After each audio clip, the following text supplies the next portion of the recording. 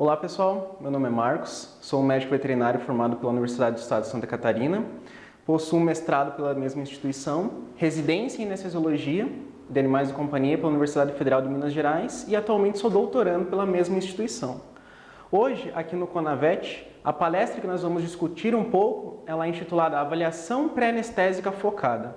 A avaliação pré-anestésica é o primeiro ato, se não o mais importante, na determinação da conduta e do protocolo anestésico, pois é nesse primeiro momento em que conhecemos o paciente, recolhemos o maior número possível de informações acerca de sua condição física, seus exames complementares, para fazer a determinação de um protocolo anestésico mais seguro e eficaz para o nosso paciente. Ao longo dessa nossa aula, nós vamos discutir um pouquinho sobre os fundamentos de uma avaliação pré-anestésica adequada, seus conceitos, seus benefícios, seus objetivos, as evidências científicas que mostram que uma avaliação pré-anestésica bem realizada vai cursar com o quê? Uma evolução clínica, um período perioperatório com menores intercorrências e mais seguro para o paciente. Nós vamos determinar como e quando avaliar efetivamente os diferentes órgãos e sistemas para que a gente consiga retirar o máximo possível de informações daquele paciente e saber quando determinar que exames complementares e quais são os mais importantes nós temos que solicitar para cada paciente em determinados momentos frente a um procedimento que vai ser realizado nesse paciente. A definição propriamente dita de uma avaliação pré-anestésica seria o quê? Uma avaliação clínica que precede toda a conduta cirúrgico-anestésica.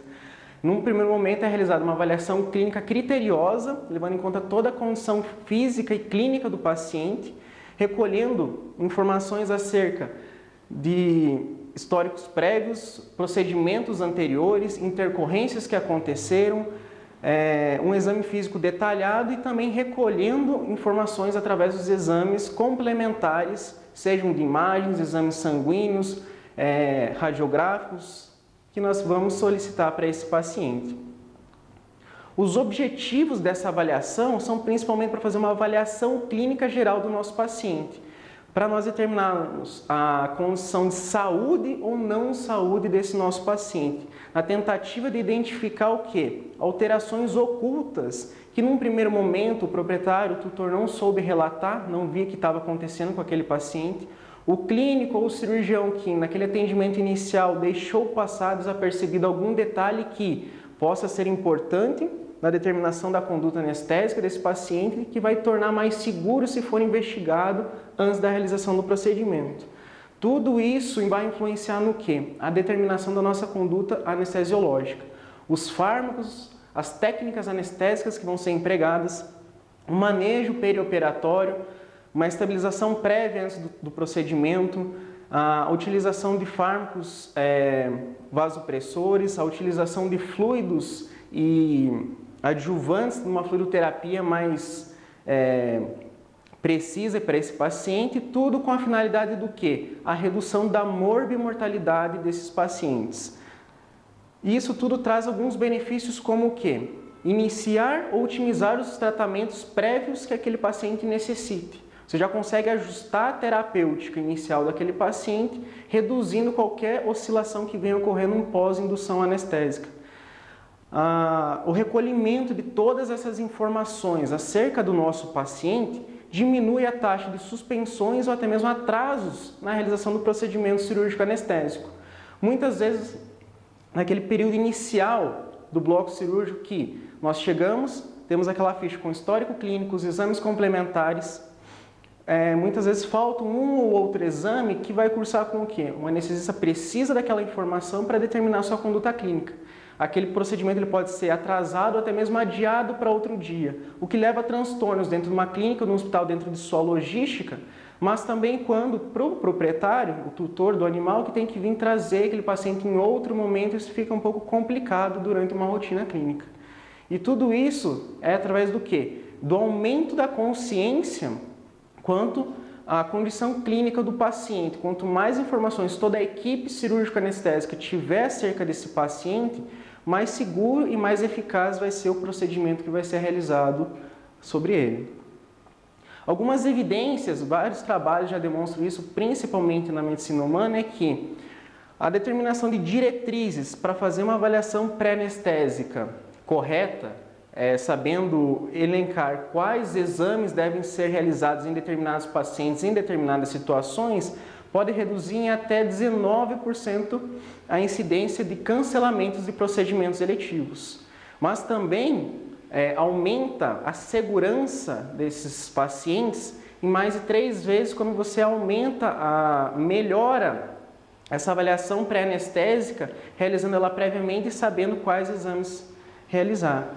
Não somente na medicina humana, mas já é evidenciado na medicina veterinária que uma avaliação pré-anestésica com uma estabilização pré-operatória adequada reduz significativamente a mortalidade desses pacientes, aumentando o prognóstico favorável, melhorando a evolução clínica positiva desses pacientes no pós-operatório. Existem alguns aspectos legais acerca da avaliação pré-anestésica.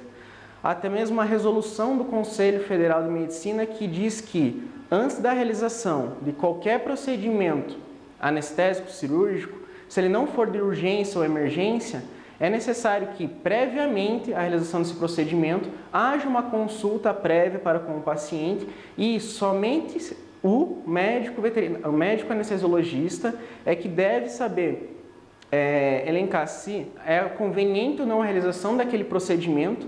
É ele que, através da interpretação do histórico clínico, realização de uma avaliação física, avaliação clínica completa e criteriosa, é ele que vai determinar quais exames complementares devem ser coletados para aquele paciente.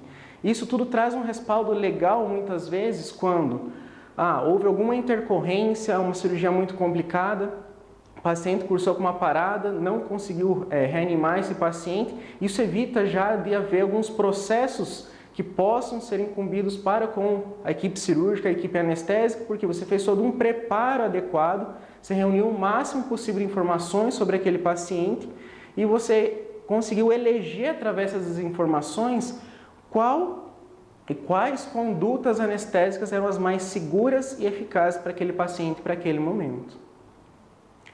Mas muitas vezes no que a gente acaba pensando, uma avaliação pré-anestésica, a primeira coisa que a gente sempre pensa é quais exames pré-anestésicos eu preciso pedir e quando que eu devo solicitar.